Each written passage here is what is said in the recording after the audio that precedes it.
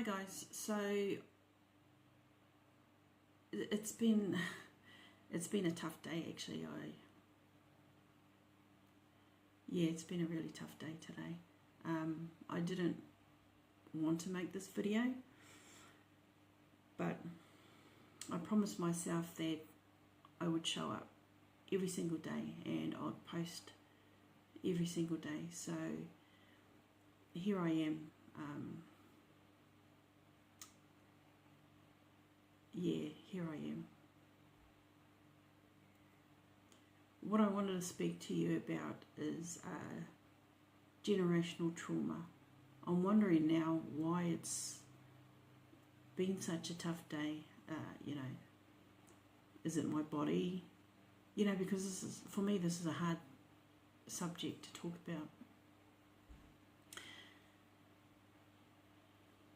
Because it's essentially affected my entire life, and maybe it's my body's way of not wanting to go there, you know what I mean? But we're just going to keep going because I'm not hiding anymore, and it is what it is. Do you know what I mean? So this is a big subject for me, and it's an important subject as well, so I don't really want to miss anything out. Every time I post a video, I'll type up my notes. I'm not someone who can just spurt out and say what's on my mind, because my brain just doesn't work like that. So I have to type out some notes just to give me an outline of what I want to talk about, or what I'm going to talk about in my videos, because the subject is so massive, and it's really been the catalyst to my healing journey. I've typed out some notes, and I don't really want to miss any details out. So what I would like to do is just read from my notes, and we'll go from there. So today's video is about ancestral connection and how generational trauma has shaped virtually my entire life. This piece is a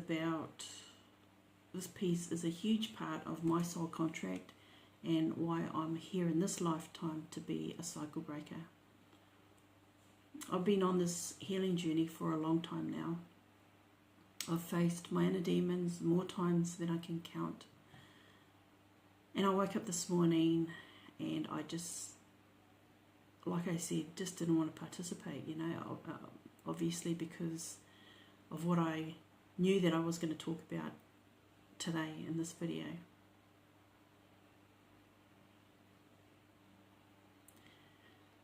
So I was born into a family that inherited generational trauma which is deeply rooted in colonization. For those of you who don't know about New Zealand's history, in 1840 the British Crown and Māori signed Te Tiriti o Waitangi. That's like the Treaty of Waitangi. Māori wanted partnership, but that never happened.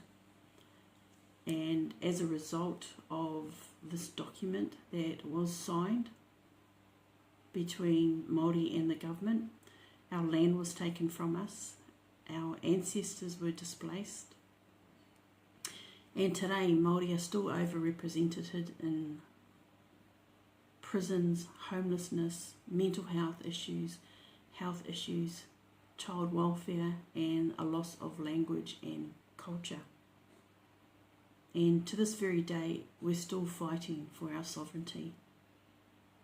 This hasn't just happened in New Zealand. It's happened to all the indigenous cultures throughout the world. So we're not just we're not unique in that respect. My nan, when she was a child, was punished for speaking Māori at school, not 200 years ago, but in my lifetime.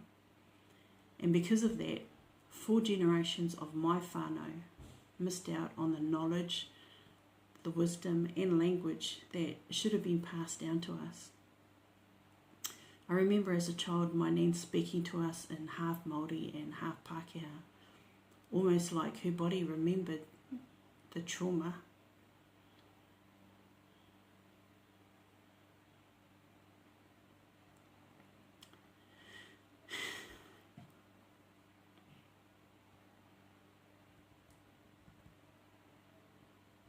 Yeah, I don't know what I'm saying. So almost, yeah, remembered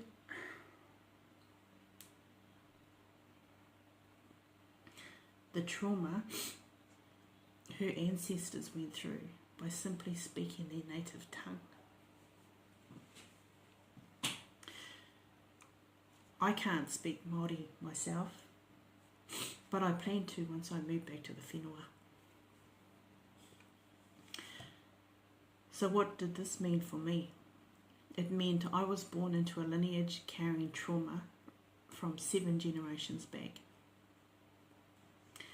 Trauma doesn't just disappear, it gets passed down until someone is brave enough to face it and heal it. And here's what the trauma I speak about now looked like in my life. My nervous system lived in a constant state of survival mode. I became the strong one because the adults never had the chance to heal. I held everything together even when I was falling apart myself inside. I didn't feel emotionally safe, so I shut myself down. I never felt loved, supported or protected. I was afraid of being seen, using my voice and speaking my truth. I carried pain that wasn't mine, grief for my parents, grandparents and ancestors. I absorbed everything as a child. I lost large parts of my memory because my system was just so overwhelmed. I only remember the traumatic moments in my life because that's what survival mode does. I've always been intuitive, empathic and sensitive, but I shut down my spiritual gifts because it wasn't safe to be who I was back then. My whole life has been shaped by colonization, and we've been taught not to question the narrative. From my experience, I believe the issues Māori face today are deeply rooted in generational trauma caused by colonization. Unresolved trauma, like I said, doesn't just disappear, it gets stored in the body. And over time, it can show up as illness, emotional pain, mental health struggles and disease. Yeah, sure, genes might play a part, but I believe the deeper cause is the trauma carried through the bloodline. This, of course, is just my opinion. I'm tired of being a statistic. This video isn't about blame or victimhood. It's about naming the truth, saying it out loud and starting that conversation. I'm not just healing my story, I'm healing everything my parents, grandparents and ancestors couldn't. I'm doing the work now so future generations don't have to repeat these patterns. In our culture, we often avoid talking about these issues, but that needs to change. We can't keep sweeping shit under the carpet or protecting family secrets. That only teaches our Tamariki to stay quiet, suffer in silence and hide their truth. And I refuse to do that. And that's a big part why I'm sharing my story, to bring these issues into the light and also to give a voice to those like myself, my younger self, my inner child, to give a voice to those who were silenced.